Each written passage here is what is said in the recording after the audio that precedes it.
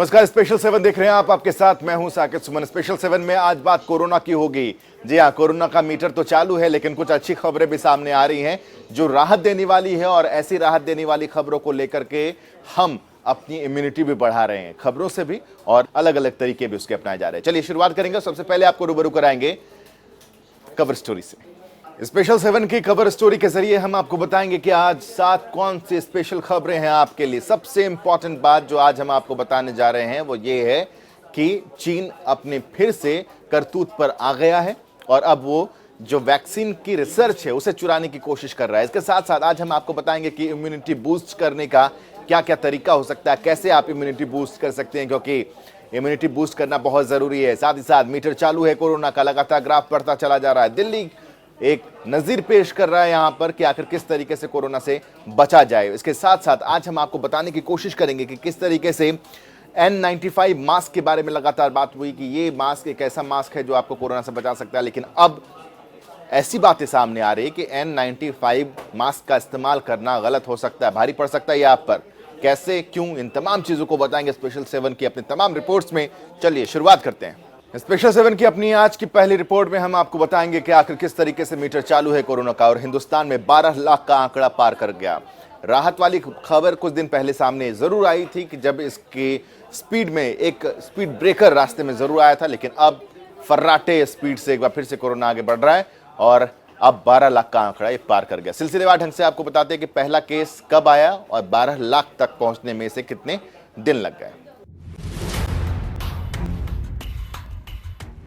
12 लाख के पार कोरोना का वार, कोरोना के आंकड़ों से हाहाकार, संक्रमितों की संख्या में इजाफा, एक्टिव केसेस में भी बढ़ोतरी। देश में कोरोना संक्रमितों की संख्या बेशक डरा देने वाली है, लेकिन बाकी देशों के मुकाबले भारत का रिकवरी रेट और मृत्यु दर राहत देने वाली है। भारत में कोरोना मरीजों का आंकड़ा 12 लाख के पार पहुंच गया है, जबकि 30,000 से ज्यादा मरीज अपनी जान गंवा चुके हैं। आपको बता दें कि देश में कोरोना संक्रमितों का आंकड़ा 12 लाख के पार कैसे पहुंचा। हिंदुस्तान में कोरोना का पहला केस 30 जनवरी को केरल में आया था। पहले केस से 1 लाख केसेस तक में 111 दिन लगे, यानी 19 मई 2020 को भारत में 1 लाख से ज्यादा कोरोना मरीज थे। 3 जून 2020 को, यानी कि 15 दिन के बाद, भारत में 2 लाख से ज्यादा कोरोना मरीज हो गए। 13 जून 2020 को, यानी 10 दिन के बाद, भारत में 3 लाख से ज्यादा कोरोना पॉजिटिव मरीज थे। इसके 8 दिन के बाद, यानी 21 जून को, भारत में 4 लाख से ज्यादा कोरोना पॉजिटिव मरीज थे। 27 जून 2020, यानी कि 6 दिन के बाद, भारत में 5 लाख से ज्यादा कोरोना मरीज थे।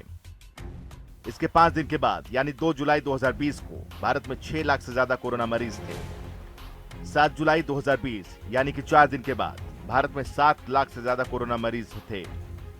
11 जुलाई 2020, 3 दिन के बाद, भारत में 8 लाख से ज्यादा कोरोना मरीज हो गए। इसके 2 दिन के बाद, यानी कि 14 जुलाई 2020 को, भारत में 9 लाख से ज्यादा कोरोना पॉजिटिव मरीज थे। 16 जुलाई 2020, यानी कि एक दिन में ही यह आंकड़ा 10 लाख के पार पहुंच गया।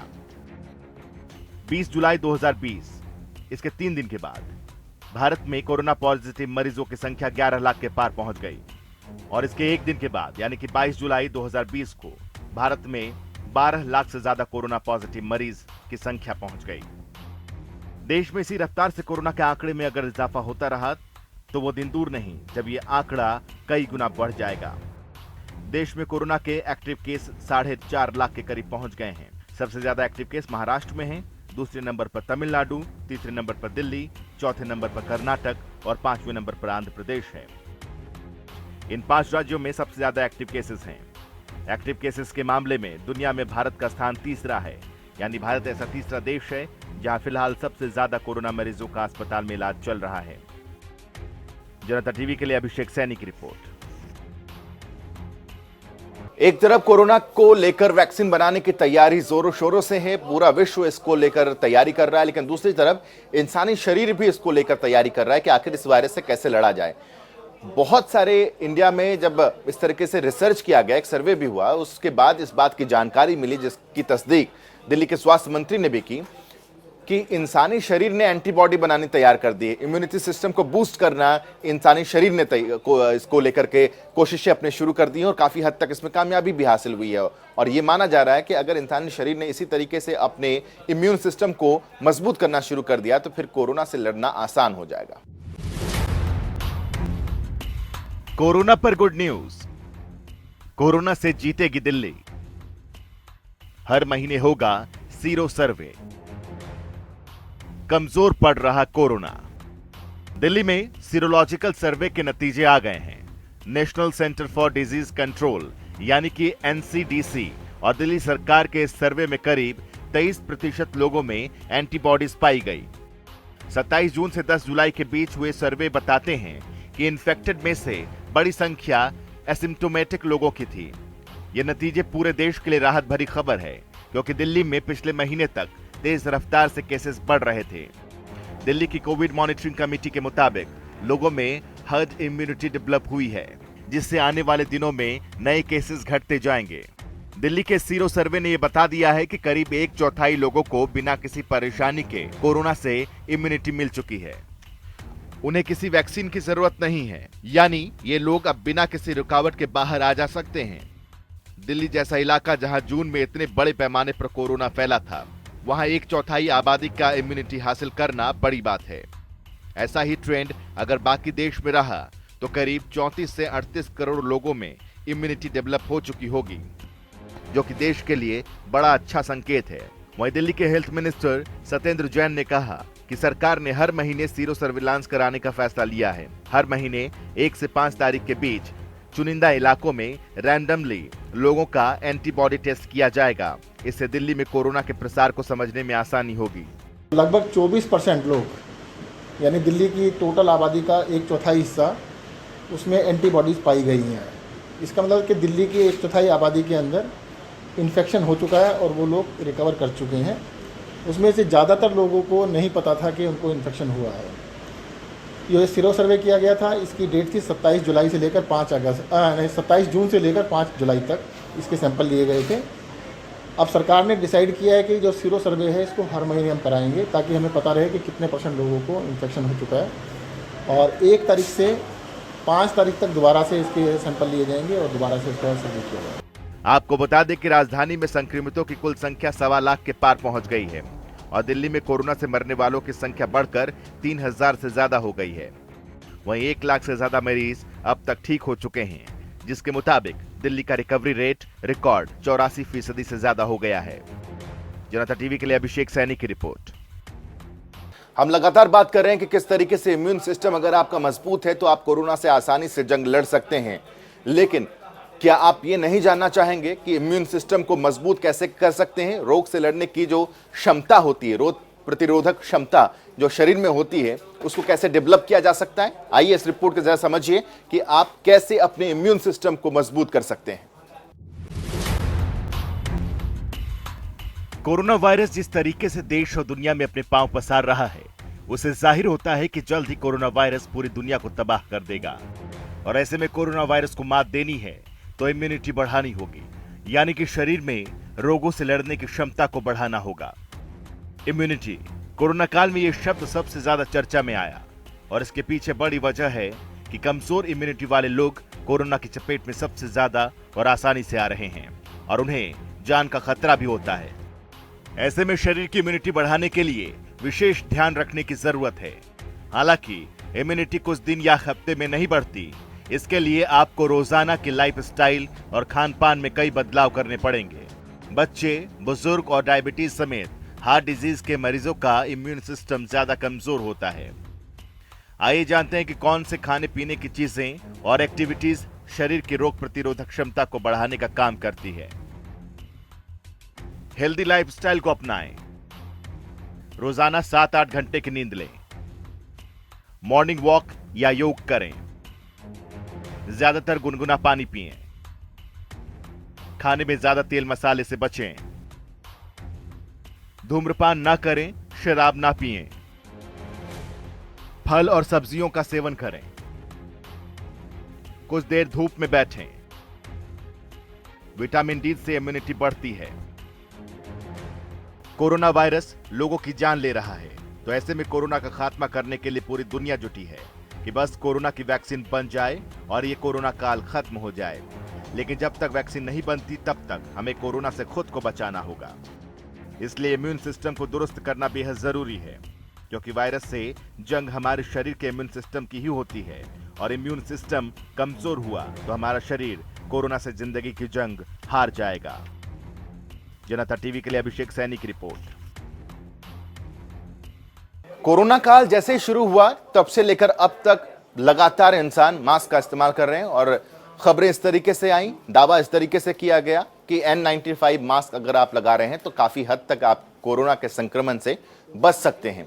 लेकिन अब जो नया दावा आया है, जो नई बातें रखी जा रही हैं, वो ये कि N95 मास्क का इस्तेमाल करना आपके लिए घातक साबित हो सकता है। क्यों, कैसे? अगर आपके पास भी N95 मास्क है, अगर आप भी इस्तेमाल करते हैं N95 मास्क, तो ये रिपोर्ट जरूर देखिए और हो सकता है कि इस रिपोर्ट को देखने के बाद N95 मास्क आपको छोड़ना पड़े। देखिए। कोरोना वायरस से बचना है तो मास्क पहनना जरूरी है और ऐसे में सवाल उठता है कि कौन सा मास्क, कैसा मास्क।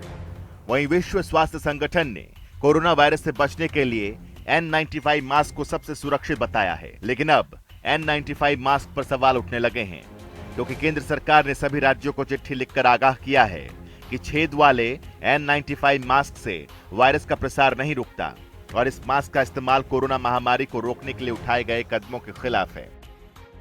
दरअसल N95 मास्क में एक खास तरह का वॉल्व लगा होता है, जो हवा में तैर रहे सूक्ष्म कणों और तरल पदार्थों को चेहरे या नाक के अंदर जाने से 95% तक बचाव करता है। लेकिन केंद्र सरकार की एडवाइजरी के मुताबिक वॉल्व वाले N95 मास्क इसे पहनने वाले लोगों को हवा में तैरते सूक्ष्म कणों या वायरस से नहीं बचाता, इसलिए ऐसे मास्क पहनना ठीक नहीं है। इसके अलावा अगर कोई कोरोना मरीज N95 मास्क पहनता है तो उसके खांसने या छींकने पर वॉल्व के जरिए ड्रॉपलेट्स बाहर आ सकते हैं और कोरोना वायरस फैल सकता है। देश में बढ़ते कोरोना मामलों के बीच सरकार की ये चेतावनी बेहद अहम है, क्योंकि कोरोना से बचने के लिए लोग बड़े पैमाने पर N95 मास्क का ही इस्तेमाल कर रहे हैं। एक रिपोर्ट के मुताबिक जनवरी से लेकर अब तक N95 मास्क का बाजार करीब 29,000 गुना बढ़ गया है। पहले रोजाना औसतन 1,670 N95 मास्क बिकते थे, अब हर दिन करीब 4 करोड़ N95 मास्क बिक रहे हैं। वहीं बाजार में अब नकली N95 मास्क भी बिकने लगे हैं, जो खतरनाक साबित हो सकते हैं।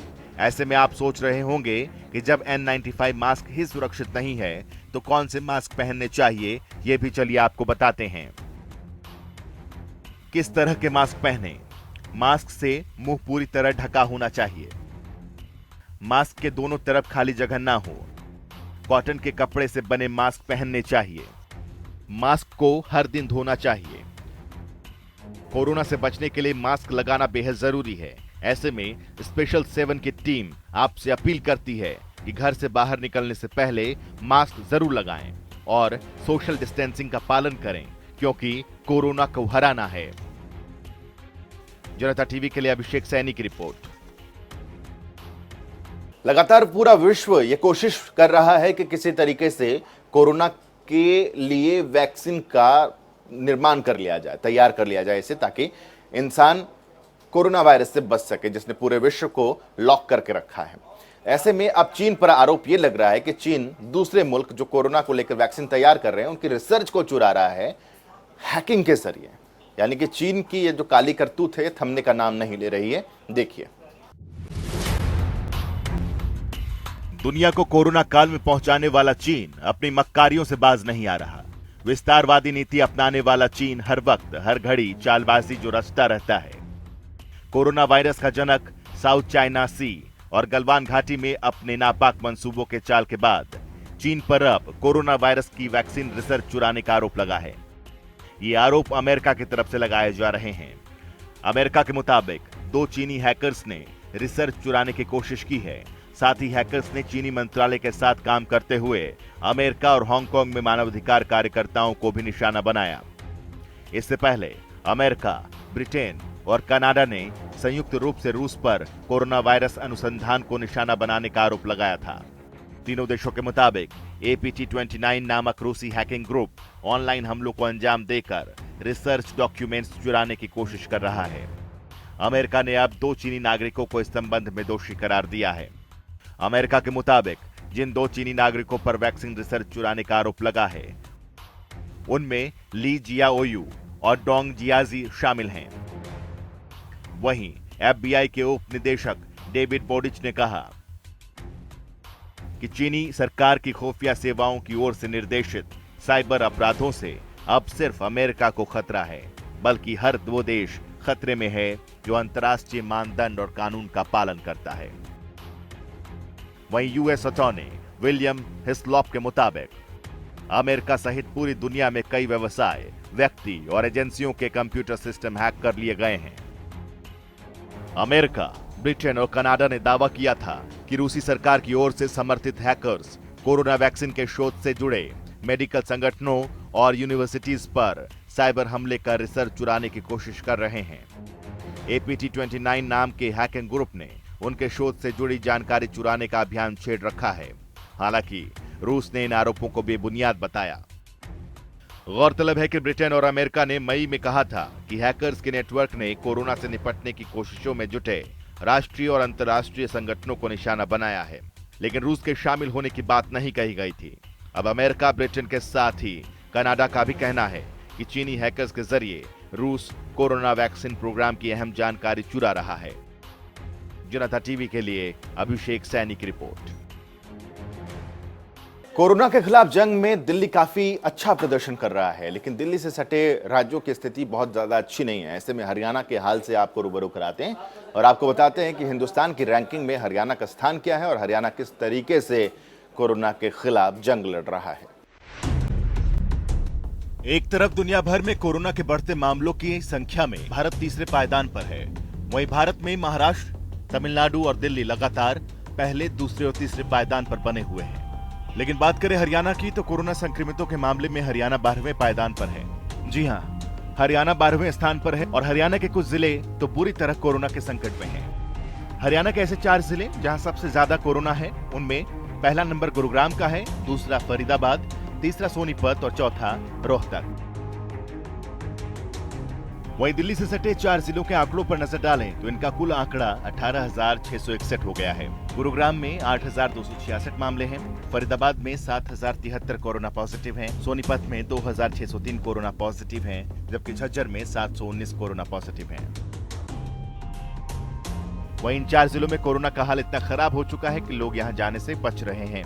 वायरस से बचाव के लिए अभी वैक्सीन तैयार नहीं हुई है, लेकिन जब तक आपकी जान आपके हाथ में है तभी तक आप सुरक्षित हैं। इसलिए लोगों से दूरी बनाएं और घर में रहें। जनता टीवी के लिए अभिषेक सैनी की रिपोर्ट। चलिए अब आपको बताते हैं कि हरियाणा कोरोना से किस तरीके से लड़ रहा है, स्वास्थ्य मंत्री किस तरीके से स्टेप उठा रहे हैं, दिल्ली से लगते 4 जिलों की स्थिति क्या है, इन तमाम चीजों से रूबरू कराते हैं। और साथ ही साथ जब से पूरे हिंदुस्तान में अनलॉक की स्थिति शुरू हुई है तब से लेकर के अब तक की स्थिति क्या है, आइए बताते हैं आपको। एक वक्त था जब हरियाणा में कोरोना का रिकवरी रेट सबसे बेहतर था।